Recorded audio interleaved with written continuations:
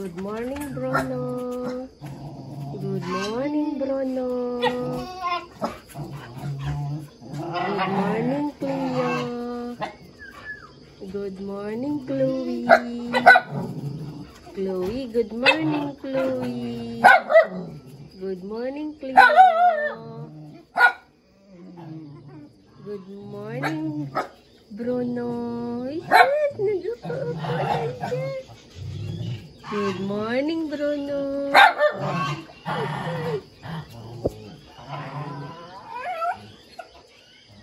Ay, sis.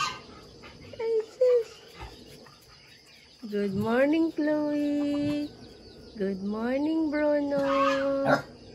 Good morning, Chloe.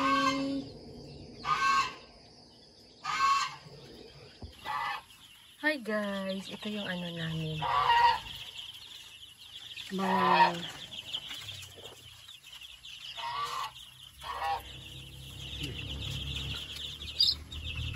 a week old na to, no?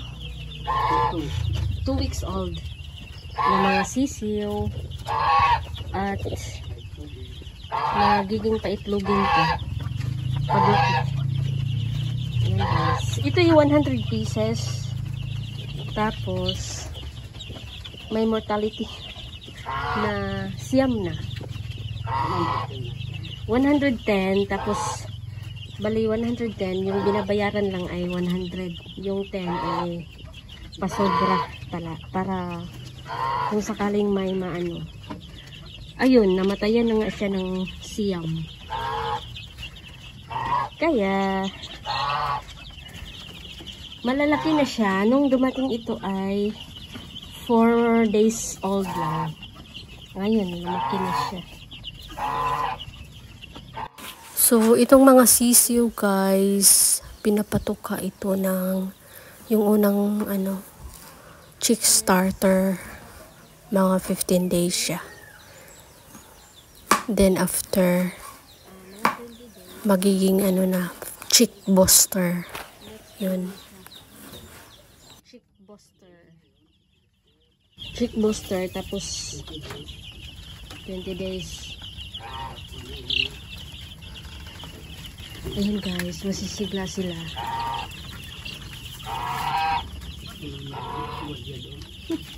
Tapos meron kaming gwardiya. Ayan, gwardiya.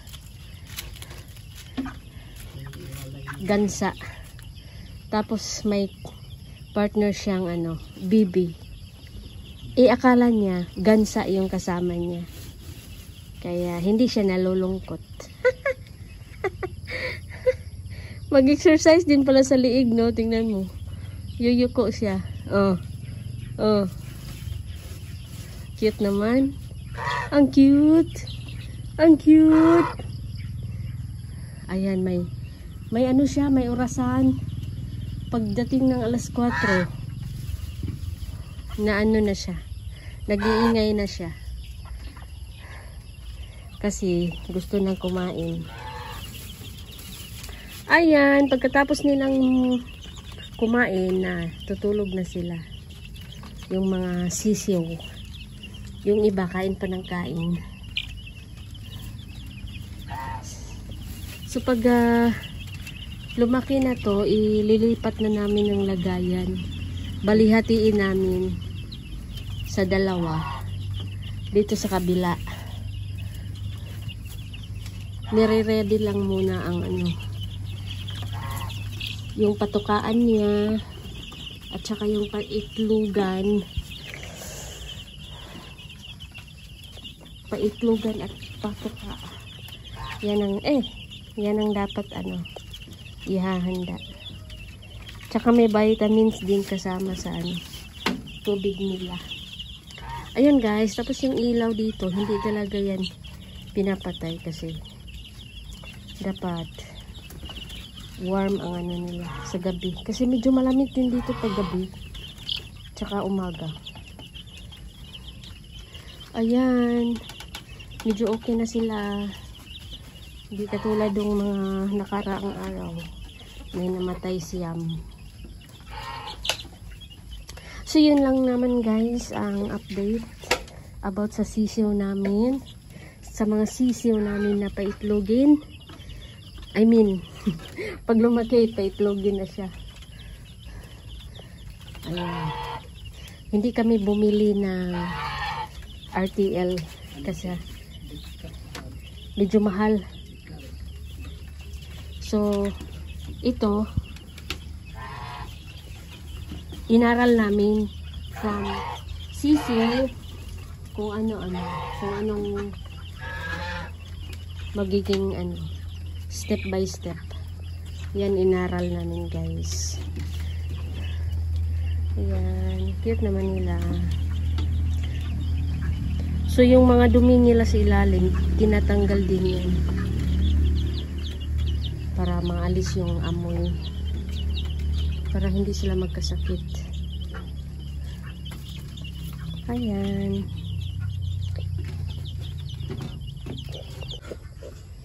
So nagpaano kami dito, nagpausok para alis ng mga lamok.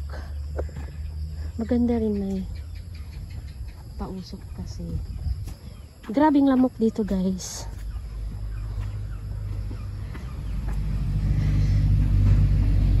Yun naman doon ay babuyan. So may hinahanda ng ilalagay ng mga biik dyan, mga 5 peraso. Insyaallah. Pagdating ng panahon, yung dalawa inahin, patubuin at magiging inahin. Ayan, insyaallah. By 20, darating na yung mga biik. Ilalagay dyan. So titingnan natin, guys. Saan kayo dadaan? Dini doon. Dini na lang.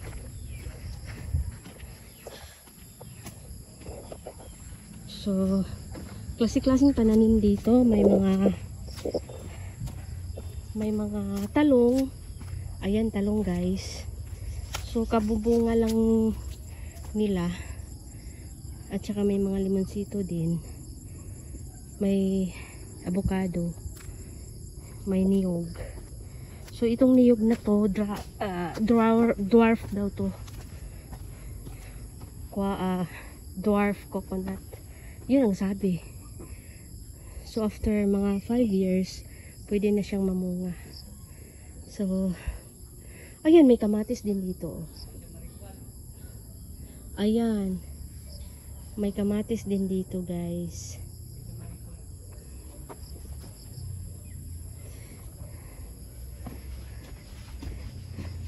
So, ito na yung ayan, nakalagay. 2025. Kasi, ayan, dito ilalagay yung nire-ready na tong pang babuyan. I mean, kulungan ng baboy. Yan, may pakainan na rin. So, medyo malaki naman siya. Tapos pag halimbawa meron ng inshallah in the future meron ng inahin, saka na lang magdagdag ng bahay naman para sa inahin. Kasi kai-start lang, guys, kaya nag-observe pa kami kung anong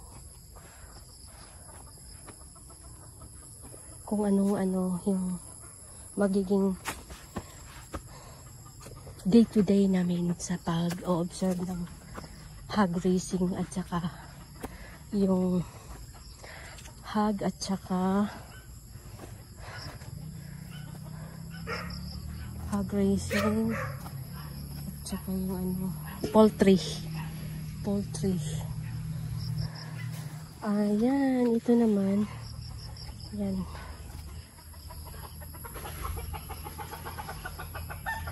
Itong limonsito, guys, dito malapit sa bahay. Medyo naubos na yung bunga niya. Mag-aantay na naman ulit sa the next season ng bunga. May iba naman medyo namulaklak na siya. So, ayun, pakita ko sa inyo, guys. May bunga dito. Uy, ang ganda ng mga kamatis, guys. Ayan. Mga kamatis. So, ito naman yung limonsito. Or calamansi. Limonsito or calamansi. Ayan, guys. Ayan, nag-aantay kami ng paglaki niyan para pitasin. So, itong mga kamatis na to, siguro lalagyan namin ng support para hindi masyadong matumba. Or, hayaan na lang dyan sa lupa. Maganda rin yan. So, kukunin ko itong isa, guys. Uy, may sakit. Ayan, guys, sayang. So, itapon na.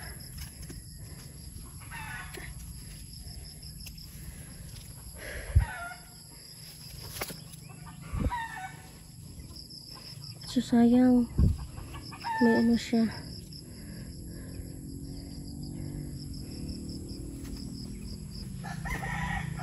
Medyo hinog pero may sira pala sa pitan. Kaya ayan, sayang naman. So, dapat siya kukunin na. Dapat. Ayan, guys. So, ngayon, guys, mura yung kamatis. Tsaka, yung kalamansi naman ang medyo mataas yung presyo.